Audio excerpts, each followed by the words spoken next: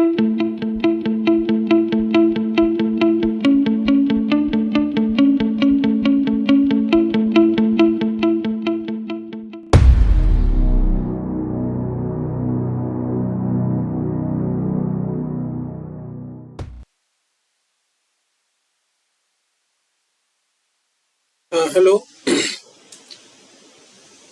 तो quantum mechanics का जो कोर्स हमने शुरू किया उसमें सबसे पहले हमने जो है व्हाट्सएप लिंक दे दिया डिस्क्रिप्शन में। जो व्हाट्सएप ग्रुप है उसमें लोग जुड़ सकते हैं, ठीक है। और उसमें पीडीएफ शेयर किया जाएगा नोट्स का, only after some views are completed. खैर, अभी हम लोग जो है एक इम्पॉर्टेंट टॉपिक डिस्कस करेंगे क्वांटम मैकेनिक्स का। इम्पॉर्टेंट क्या, this is the backbone of quantum mechanics, और ये है वेव फंक्शन। इस वेव फंक्शन को समझने से पहले या इस वेव फंक्शन के लेक्चर को समझने से पहले हम तुमको एक छोटी सी घटना सुनाएंगे, सुन के तुम्हें अच्छा लगेगा, जो कि वेव फंक्शन से रिलेटेड है। एक और एग्जाम्पल है जो हम बताना चाहते हैं, लेकिन हमको कुछ हेजिटेशन हो रहा है बताने में। पता नहीं उसको तुम लोग किस तरीके से लोगे। अगर तुम कमेंट में कहो कि नहीं वो एग्जाम्पल बताइए तो हम तुम्हें बताएंगे, अदरवाइज हम वो एग्जाम्पल नहीं लेना चाह रहे। अभी गलत समझ सकते हो तुम। है, घटना ये है कि भारत में एक बहुत बड़े संत थे, हम यहाँ पे आध्यात्म नहीं बता रहे हैं, स्वामी विवेकानंद। और उनके जो गुरु थे उनका नाम था रामकृष्ण परमहंस। रामकृष्ण परमहंस। तो रामकृष्ण परमहंस के पास एक व्यक्ति आया अपने 2 लड़कों को लेके, और उन दोनों लड़कों ने जो है वेद पुराण सब पर पढ़ाई की थी, अपना डिग्री लिया था, उस जमाने में जो भी डिग्री होती है। तो उस आदमी ने कहा कि गुरुजी ऐसा है कि मेरे लड़के तो बहुत वेद पुराण पढ़ के आए हैं, आप जरा इनसे पूछिए सवाल, तब पता चले कि कुछ ढंग से पढ़ा कि ऐसे ही जो है फकेती क्या, क्योंकि फांकी देने वाले लोग तो हर युग में मौजूद हैं।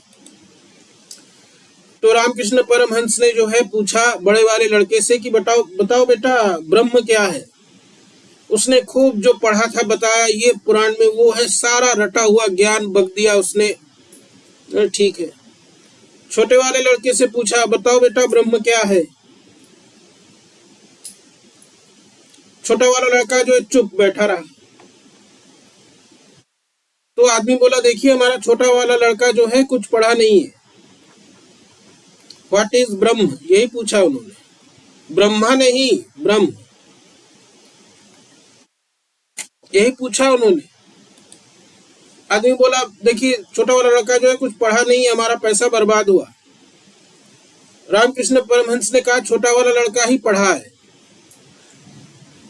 बड़ा वाला जो है पढ़ा तो है बहुत, समझ नहीं पाया। तो कैसे? बोला, हमने जो जिसको डिफाइन करने के लिए कहा ये डिफाइन नहीं कर पाया। बड़े वाले को बोला, इतना कुछ तो बताया, मंत्र तंत्र सब तो इतना सारा श्लोक को रटा हुआ बताया। बोला, जिसको डिफाइन करने के लिए कहा गया है उसको डिफाइन नहीं किया जा सकता। अब तुमको इसमें कंट्राडिक्शन होगा, कंट्राडिक्शन होगा कि क्या बक रहे हैं, क्या इससे तो सारा कैलकुलेशन हम लोग न्यूमेरिकल सॉल्व करते हैं। बेटा क्वांटम मैकेनिक्स जो है it is next to reading the Vedas and those all those things. ये जो वेव फंक्शन होता है, जब हम इसका इंटरप्रिटेशन इसके पहले वाले लेक्चर में ही, कल के ही लेक्चर में हमने बताया बॉर्न का इंटरप्रिटेशन जो कि स्टेटिस्टिकल था, स्टेटिस्टिकल था वो।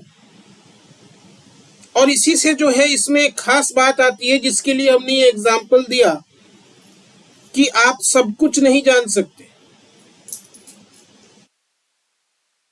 छोटा वाला लड़का जो है उसको पूछा गया ब्रह्म क्या है, वो चुप रहा क्योंकि उसको डिफाइन नहीं कर सकते। तो ये जो अनडिफाइंडनेस है पूरी तरह से नहीं डिफाइन कर पा रहे, पूरी तरह से एक्सप्लेन नहीं कर पा रहे। This is a feature of wave function, this is a feature of quantum mechanics. ठीक है, इसीलिए हमने तुमको ये एग्जाम्पल दिया। और कोई सवाल हो तो बताना। जब हम लोग क्वांटम मैकेनिक्स पढ़ते हैं तो इसमें एक वर्ड आता है कैन, इसमें इस तरह के वर्ड्स आते हैं, can be, sorry, can be, may be, हो सकता है, can be, may be, most probable,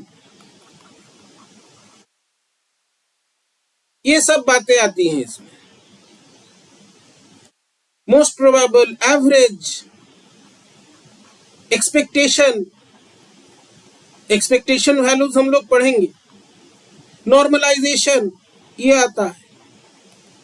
इन सभी शब्दों को अगर हम जोड़े या इन सभी शब्दों का अगर हम एक मतलब निकालने की कोशिश करें, या हम यूं कहें कि इन सभी शब्दों में हम कॉमन फैक्टर निकाल रहे हैं, वो कॉमन फैक्टर है एक इनडिटर्मिनेंसी। एक इनडिटर्मिनेंसी की बात हो रही है। An indeterminacy is a fundamental aspect of quantum mechanics. क्यों है?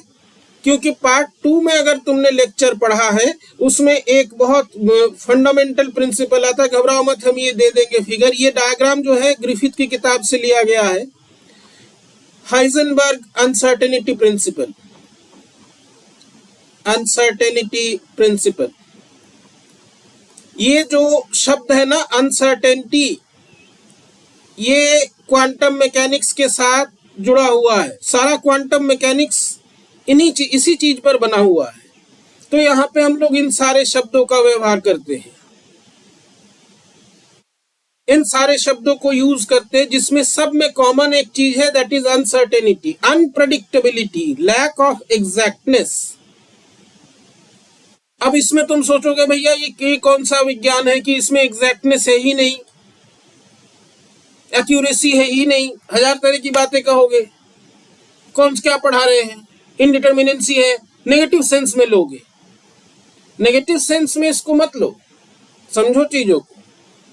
इनडिटर्मिनेंसी हर जगह जो है एसोसिएटेड है। जब भी तुम फिजिक्स पढ़ते हो, हमने कई सारे लेक्चर्स दिए हैं, चाहे तो देख लेना, जिसमें एरर एनालिसिस की बात की है हमने। उसमें बताया साइंस में जो है उसको एरर नहीं कहते हैं, उसको अनसर्टेनिटी कहते हैं, अनिश्चितता,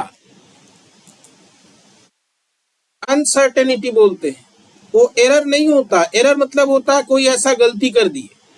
अब ये अनसर्टेनिटी दो प्रकार के होते हैं, एक होता है रैंडम, एक होता है सिस्टमेटिक। डिटेल्स में जो है लेक्चर वीडियोस अपलोडेड है, तुम देख सकते हो चैनल पे जाके। तुम जब कोई एक्सपेरिमेंट करते हो तो 10 रीडिंग लेने के लिए बार बार हम लोग कहते हैं कि minimum 10 readings low, depending on the experiment. एक रीडिंग से तुम्हारा सब कुछ तय नहीं हो जाता, तुम्हारा रिजल्ट नहीं तय हो जाता।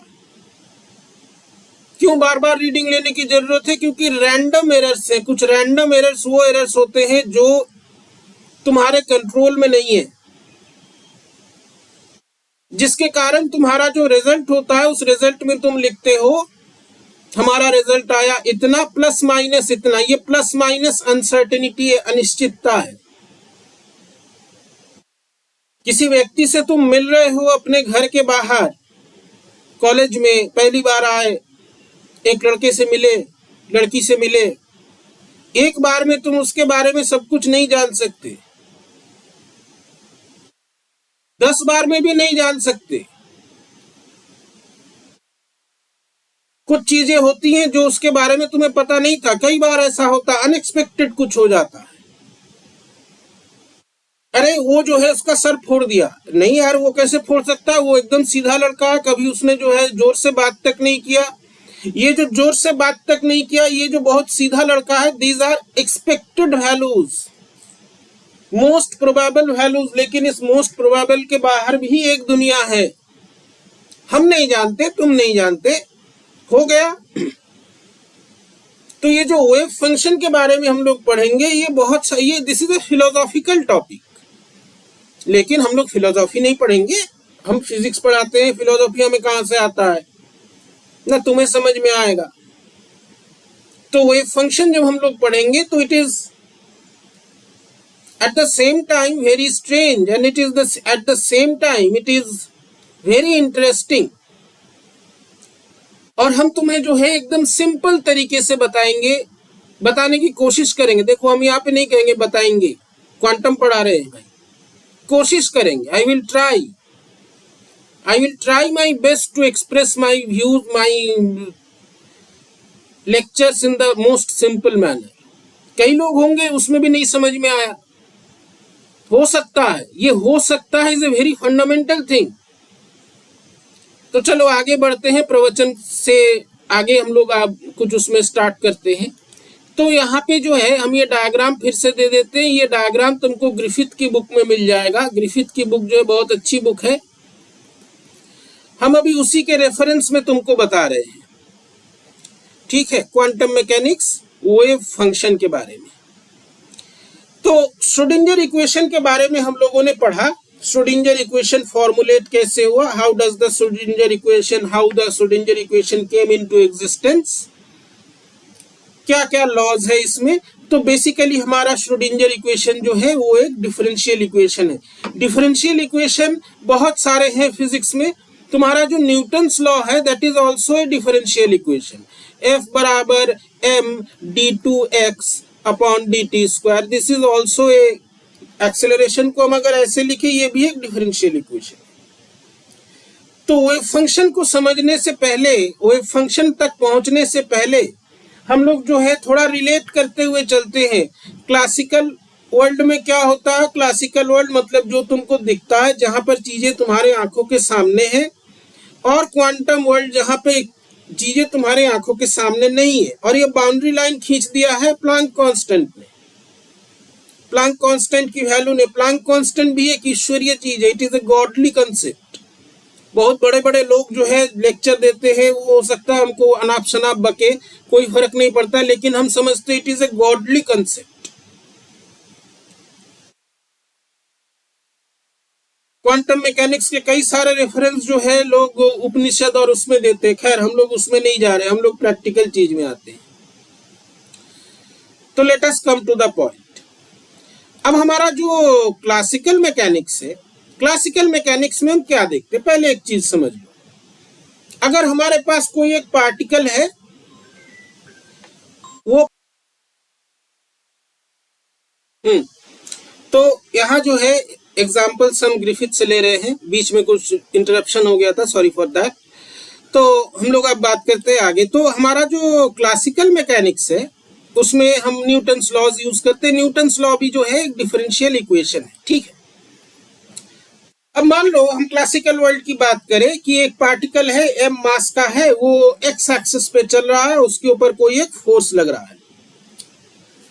अब जब ये परिस्थिति है तो क्लासिकल मैकेनिक्स क्या क्या कर सकता है, क्लासिकल मैकेनिक्स में हम क्या कर सकते हैं, वो ये कर सकते हैं कि हमारे पास इक्वेशन ऑफ मोशन है, काइनेमेटिक इक्वेशंस है, किसी एक पर्टिकुलर टाइम पर हम उसका सारा पैरामीटर निकाल सकते हैं।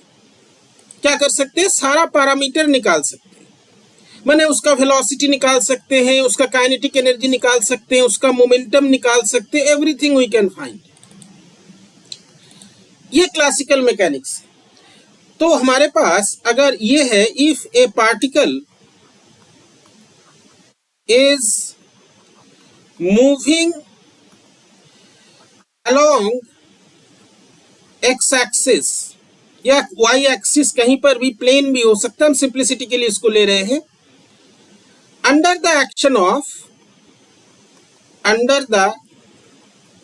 एक्शन ऑफ ए फोर्स, और ये फोर्स कुछ इस तरह का है Fxt, then in classical mechanics हम क्या क्या कर सकते हैं, हम इसका सबसे पहले तो एक्सेलरेशन निकाल सकते हैं, F/m एक्सेलरेशन निकाल सकते हैं, उसके बाद v बराबर u plus at equation use करके फाइनल वेलोसिटी निकाल सकते हैं, हम इसका मोमेंटम निकाल सकते हैं, P इजिकल टू mv, हम इसका काइनेटिक एनर्जी निकाल सकते हैं, half mv square. These parameters can be found.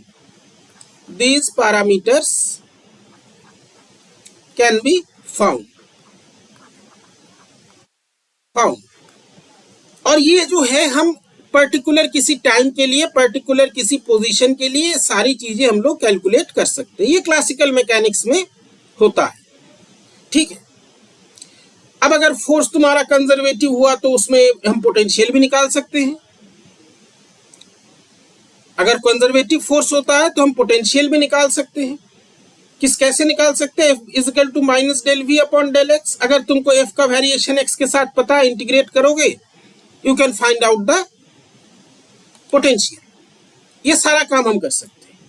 जब हम क्वांटम मैकेनिक्स में आते हैं, इन quantum mechanics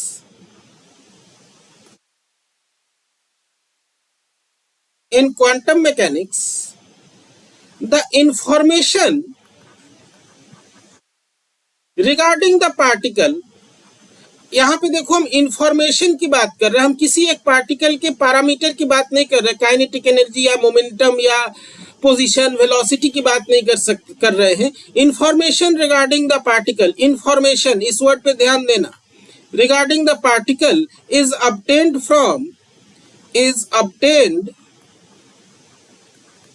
from the Schrödinger equation।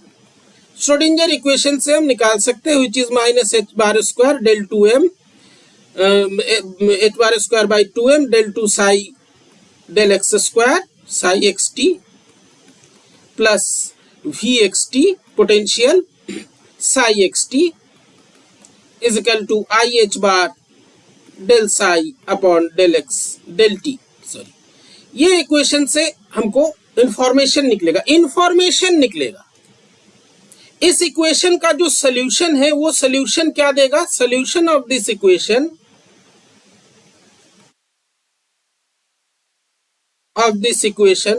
Is wave function. इसका जो सॉल्यूशन है यही वेव फंक्शन है, और इस वेव फंक्शन से हम सारी चीजें निकाल सकते हैं। कैसे निकाल सकते हैं हम लोग उसमें आएंगे कंसिक्वेंटली, ठीक है। इसका सोल्यूशन क्या होगा? हमारा वेव फंक्शन होगा। इसका सोल्यूशन जो है हमारा है साई एक्स टी। ये साई एक्स टी जैसा भी होगा, अगर ये साई एक्स टी कुछ इस प्रकार का है, कॉस के एक्स माइनस आई ओमेगा टी, हम लोग देख चुके हैं, ये जो है कॉम्प्लेक्स फॉर्म में होता है, cos k x minus omega t plus i sine k x minus omega t. ये भी हो सकता है, एक्सपोनेंशियल भी हो सकता है, कुछ भी हो सकता है। इसका जो सॉल्यूशन होगा that will tell us about the particle. अब यहां पे ध्यान से समझना, एक वेव से हम पार्टिकल के बारे में इंफॉर्मेशन निकाल रहे हैं, ठीक है। एक वेव से हमारा पार्टिकल के बारे में इंफॉर्मेशन निकल रहा है, and this is the difference from the classical sense. वहां पे जो वेव होता है वो वेव ही होता है, वेव की एनर्जी होती है। हम लोग इलेक्ट्रोडायनामिक्स पढ़ते हैं, उससे पॉइंटिंग थ्योरम पढ़ते हैं। वेव इंफॉर्मेशन कैरी करता है, एनर्जी कैरी करता है, मोमेंटम कैरी करता है। यहाँ पे जो वेव में जो इंफॉर्मेशन है that information is regarding the particle, ठीक है। ये डिफरेंस हमने बताया है पिछले लेक्चर में। अब जो है, अब आगे की बात करते हैं। हम लोगों ने इससे पहले, अब ये जो वेव फंक्शन है इसी के बारे में हमको समझना है। ये साई एक्स टी एक कॉम्प्लेक्स ये वेव फंक्शन है जो कि नेचर में कॉम्प्लेक्स है।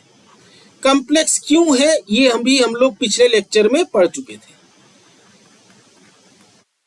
अब सवाल है इससे हम कैसे निकाले इंफॉर्मेशन। तो मैक्स बॉर्न ने जो, ये भी हमने लेक्चर में, कल के लेक्चर में डिस्कस किया है, वीडियो है देख लेना। मैक्स बॉर्न ने कहा, मैक्स बॉर्न ने जो इंटरप्रिटेशन दिया, द इंटरप्रिटेशन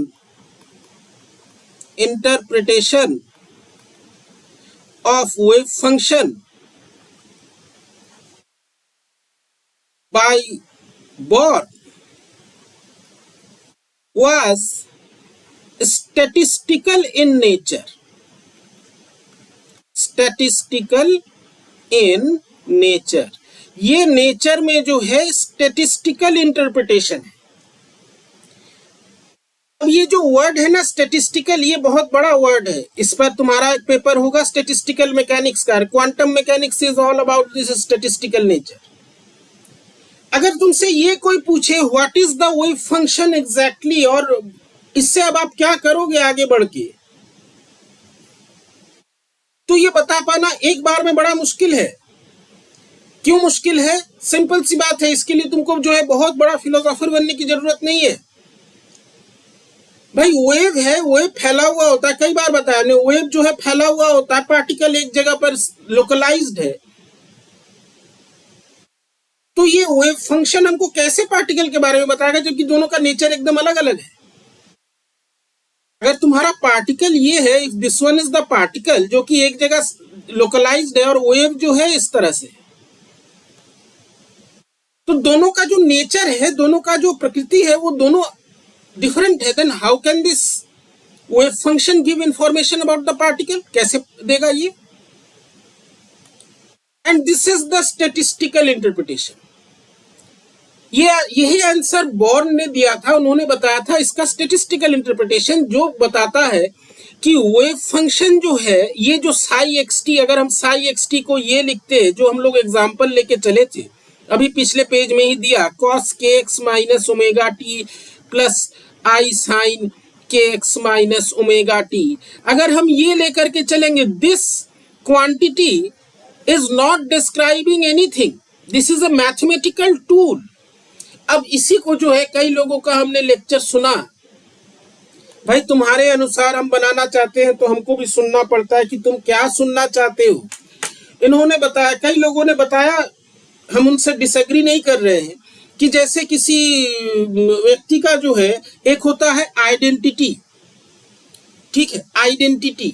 अभी आइडेंटिटी के लिए क्या है, 50 तरीके। एक आइडेंटिटी का जो आइडेंटिफिकेशन का जो एक प्रूफ होता है, वो होता है आधार नंबर। आधार नंबर, ये आधार नंबर, अगर गवर्नमेंट को तुम्हारे बारे में कुछ जानना है, वो इस आधार नंबर को पता कर लेंगे, और आधार नंबर से तुम्हारी सारी इंफॉर्मेशन निकाल लेंगे। तुम्हारा रेटिना का कलर क्या है, तुम्हारी फिंगरप्रिंट क्या है, तुम्हारा घर कहाँ है, गांव कहाँ है, जिला कौन सा है, थाना कौन सा है, घर पे कौन कौन है, सब पता कर लेंगे। तो एक नंबर से वो सब कुछ पता कर रहे हैं। अब ये जो तुम्हारे सामने जो दिख रहा है, जो ये साई एक्स टी लिखा है, भैया ये तो कोई नंबर है नहीं। अगर ये आधार नंबर हो, इससे कुछ पता चलेगा किसी को? कुछ नहीं पता चलेगा। एक पर्टिकुलर नंबर है, जैसे जेल में कैदी होते हैं, कैदी का नाम नहीं पता होता, उसके ऊपर जो नंबर लिखा होता है, ये इतने नंबर का है। जेलर के पास जाओ, सारा रिकॉर्ड निकाल देगा, इसने ये अपराध किया था, इसको इतनी सजा हुई, इसका घर यहाँ पे है, इसको इस थाने में पकड़ा गया, ये FIR दर्ज हुआ, ये वकील इसका केस लड़ा, सारा इंफॉर्मेशन उस नंबर से निकाल लेंगे। लेकिन तुम्हारे सामने जो ये लिखा हुआ है, ये कौन सा नंबर है भाई? ये तो नंबर है नहीं। अब इसमें से नंबर निकालने के लिए बोर्न ने जो विधि बताई, बोर्न ने क्या बताया कि ये जो वेव फंक्शन है psi x t, which is cos k x minus omega t plus i sine k x minus omega t, इसमें से हमें एक नंबर पता करना है जो कि हमको इंफॉर्मेशन देगा। नंबर थ्योरी एक बहुत बड़ी थ्योरी है, ठीक है। तुमको इतना मार्क्स, इतना परसेंट आया 10th में, बहुत अच्छा आया 90% है, बहुत खराब आया 50% है। अब इसी से जो है लोग जज कर लेते हैं लड़का कैसा है, हालांकि वो सिस्टम सही नहीं है। लेकिन बात यह है कि हम कुछ भी पता करते हैं किसी के बारे में, हमको एक नंबर की जरूरत होती है। तुम कोई चीज मेजरमेंट कर रहे हो, तुमने फीता लिया, एक टेबल को मापा और लिख दिया टेबल का माप जो है ये है, कौन समझेगा ये? अब इंफॉर्मेशन के लिए, मेजरेबल क्वांटिटी के लिए हमको एक नंबर की जरूरत है। For information and A measurable quantity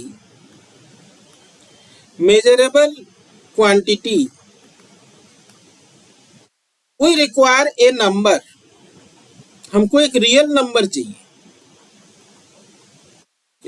कोई number, A require a number, तभी तो पता चलेगा। Number will give you the measurable quantity. भाई वेलोसिटी निकालते हो, काइनेटिक एनर्जी निकालते हो, मोमेंटम निकालते हो, क्या होता है? एक नंबर होता है, नंबर के साथ यूनिट होता है। ये जो ऊपर लिखा हुआ है, it is not going to provide you any information. अब ये नंबर कैसे निकाल लेंगे? तो बॉर्न ने बताया, Born suggested that to extract information from the wave function,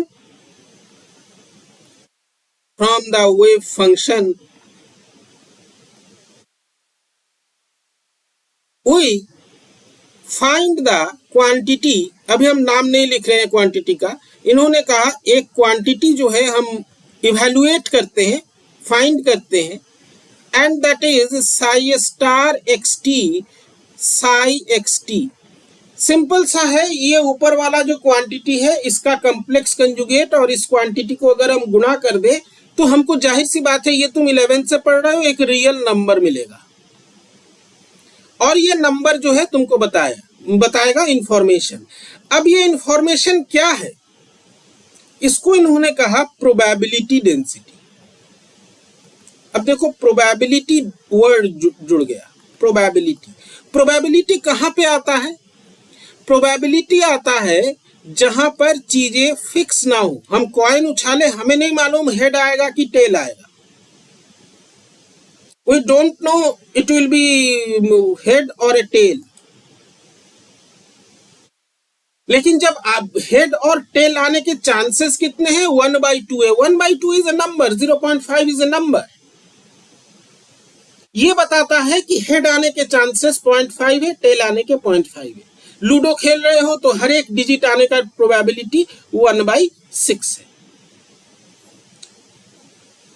तो ये बॉर्न का जो इंटरप्रिटेशन था, बॉर्न का इंटरप्रिटेशन मैथमेटिकल लैंग्वेज में अगर हम लिखें तो ये जो है, दिस इज बॉर्न्स इंटरप्रिटेशन। हम बता रहे मतलब क्या है, सॉरी पी नहीं,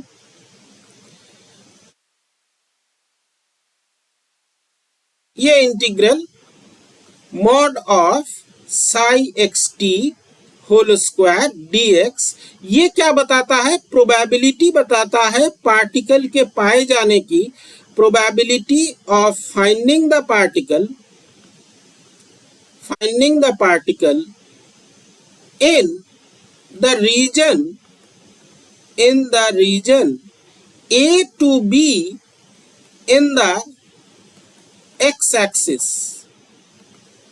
एक्स एक्सिस में यदि पार्टिकल चल रहा है, दिस इज क्वांटम मैकेनिक्स। ये क्वांटम मैकेनिक्स है। क्वांटम मैकेनिक्स जो है ये नहीं बताता है कि एग्जैक्टली हम वहां पे नहीं बता सकते वेलोसिटी इतना होगा, ये इतना होगा, वो उतना होगा। हम प्रोबेबिलिटी बता रहे हैं पार्टिकल को, अगर हम किसी एक टाइम t पर एक्स एक्सिस पे चल रहा है पार्टिकल, उसको खोजे तो एक पर्टिकुलर रीजन में पाए जाने की प्रोबेबिलिटी क्या है। ए में प्रोबेबिलिटी से, ए से हम थोड़ा करके बढ़ते जा रहे हैं, बी तक जा रहे हैं और सारे प्रोबेबिलिटीज को ऐड कर रहे हैं। इसका भी एक टर्म है, हम आगे बताएंगे। This is the borns interpretation. अब ये जो प्रोबेबिलिटी है, अभी हम डायग्राम सहित भी तुमको दिखा रहे हैं।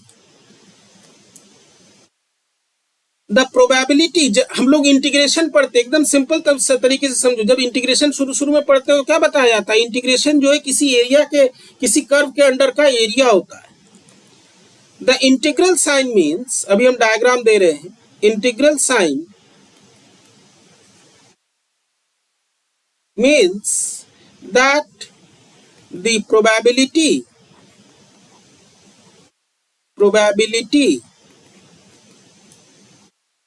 is the area under the curve। ये जो कर्व है, ये जो रीजन है, इसके अंडर जो एरिया है उसको देता है। माने हमारे कहने का सेंस ये है कि मॉड ऑफ साई स्क्वायर का जो ग्राफ होगा, इसके अंडर जो area, that will give the probability. Probability की बात करते हैं। अब इस प्रोबेबिलिटी पे आते हैं। Let us come to this probability. Probability की जब भी हम बात करते हैं, प्रोबेबिलिटी का मतलब होता है अनसर्टेनिटी। प्रोबेबिलिटी का मतलब होता है अनसर्टेनिटी। हम प्रोबेबिलिटी की बात वहीं पे करते हैं where we don't have certainty। ये जैसे है मॉड ऑफ साई स्क्वायर का ग्राफ है, ये x है, ये y एक्सिस पे मॉड ऑफ साई स्क्वायर है, प्रोबेबिलिटी है, ये ग्राफ है। अब इस ग्राफ का मतलब क्या है? स्टैटिस्टिकल इंटरप्रिटेशन, ये भी ग्रिफिथ की बुक से है। भाषा को समझो, कंसेप्ट को समझो।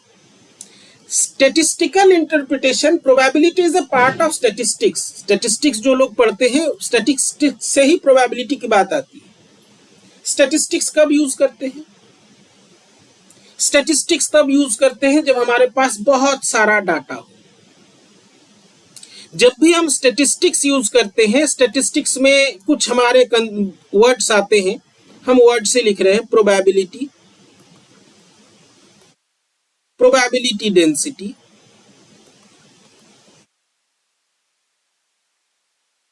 एवरेज वैल्यू, एक्सपेक्टेशन वैल्यू, ये सारे वर्ड्स आते हैं। इन सब में कॉमन क्या है? इन सब में कॉमन है अनसर्टेनिटी। अनसर्टेनिटी, अनिश्चितता। एक क्लास है, उसमें जो है एग्जाम लिया गया 100 नंबर का, 100 बच्चे हैं, 100 बच्चों का एग्जाम हुआ, 100 बच्चों में का एग्जाम हुआ, 100 मार्क्स, फुल मार्क्स 100 था। एग्जाम के बाद जो है बोला गया कि भाई एवरेज कितना आया है, तो ये एवरेज इस क्लास का आया है 80। मतलब क्या हुआ? मैक्सिमम नंबर ऑफ स्टूडेंट्स जो है वो 80 पाए हैं या उसके आसपास नंबर है। अब इसमें वो बच्चा भी है जिसने 0 नंबर पाया है, वो भी है जिसने 100 में 100 पाया है। सो इट इज, जब भी इस तरह का, जब 100 बच्चे हैं, हर एक का नंबर वैरी कर रहा है, सर्टेन नहीं है। किसी एक बच्चे को हम उठा के पूछेंगे भाई तुम्हारा नंबर कितना है, वो 100 भी हो सकता है, 0 भी हो सकता है, 50 भी हो सकता है, 30 भी हो सकता है, 80 भी हो सकता है। हम एवरेज वैल्यू की बात करते हैं। एवरेज 80 आया मतलब क्लास अच्छा परफॉर्म कर रहा है, क्योंकि मैक्सिमम बच्चों को उसके आसपास या उतना नंबर आया है। So this statistical interpretation introduces a uncertainty, अनिश्चितता। Statistical interpretation of by Born, statistical interpretation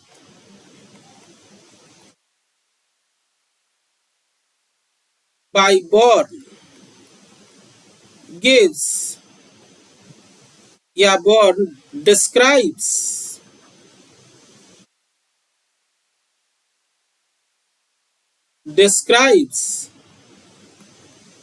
uncertainty,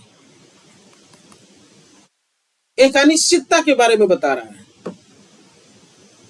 अब जो बच्चा नहीं पहली बार पढ़ रहा है क्वांटम मैकेनिक्स, वो सोचेगा अनिश्चितता, इनडिटरमिनेंसी, ये तो नेगेटिव चीजें हैं, हमको तो सब कुछ सब पता होना चाहिए। आधार कार्ड का एग्जाम्पल दिया, आप आधार कार्ड में उस व्यक्ति के बारे में सब पता चल जाता है एग्जैक्टली। यहीं पे डिफरेंस है, यहीं पे डिफरेंस है क्लासिकल और क्वांटम। आधार कार्ड का नंबर से उस व्यक्ति का फिंगरप्रिंट से लेके सारा नाड़ी नक्षत्र पता चल गया, लेकिन यहां पे एक इनडिटरमिनेंसी है। कैसे है इनडिटरमिनेंसी? इनडिटरमिनेंसी ऐसे है कि मान लो तुमको पार्टिकल के बारे में सब कुछ पता है, लेकिन तुम निश्चितता से नहीं कह सकते हो कि अगर हम एक एक्सपेरिमेंट करें, अगर हम पार्टिकल का एक मेजरमेंट करें किसी एक पैरामीटर का, तुम निश्चितता से नहीं कह रहे हो कि यही वैल्यू आएगा। सिंपल सी चीज है। You can not predict with full confidence और विथ फुल सर्टेनिटी कि हम इसका पोजीशन अगर मेजर करें तो हमको यही मिलेगा, ये हम नहीं कह सकते। इसीलिए हम पोजीशन की बात कर रहे हैं, हम डायग्राम एक्सप्लेन करते हैं। हमें सब पता चल गया, ठीक है, आधार नंबर से पता चल गया, लेकिन आधार नंबर से ये तो पता नहीं चला कि ये व्यक्ति इस समय कहां पर है। पता चला क्या? इनडिटरमिनेंसी वहां भी है। फिर उसको खोजने के लिए दूसरा एक्सपेरिमेंट करो, पकड़ो उसको।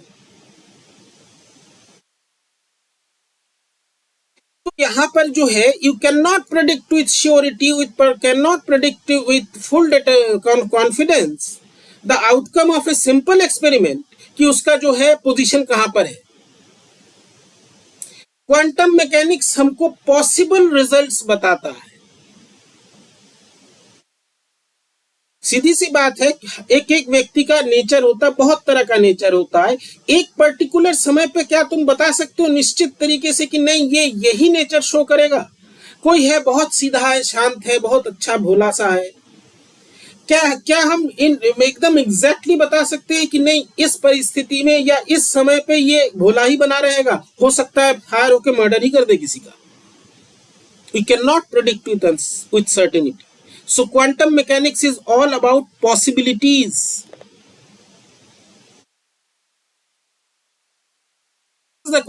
This is the feature of the wave function. In spite, बावजूद इसके, of the fact that theoretically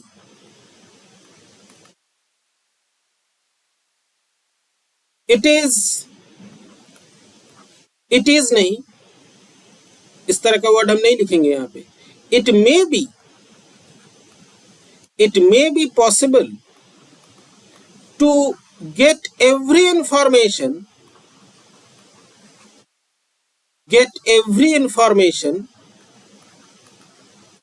about the particle।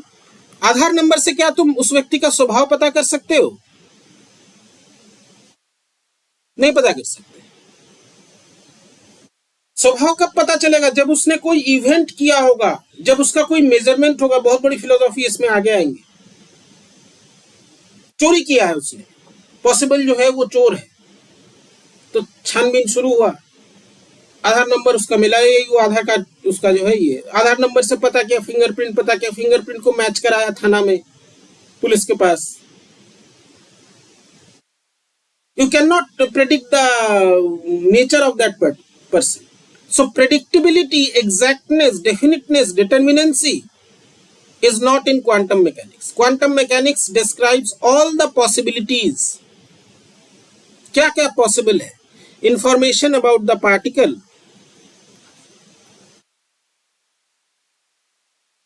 Still, we cannot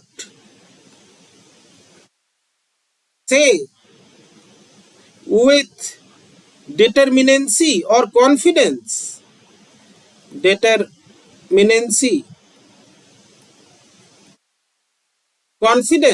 confidence भी एक statistical word है। confidence मैचिंग वो linear fitting में होता है।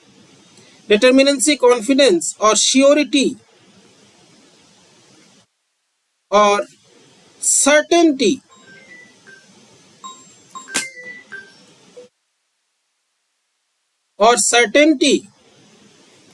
the exact position of the particle।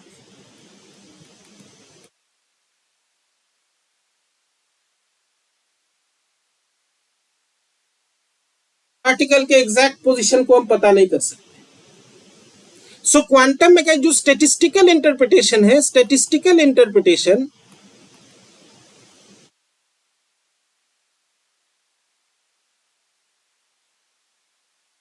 is all about the possible results, possibilities. So quantum mechanics, ये एक ही lecture में सारी बात बताना संभव नहीं है, एक और लेक्चर में बताएंगे। Quantum mechanics is all about possible results.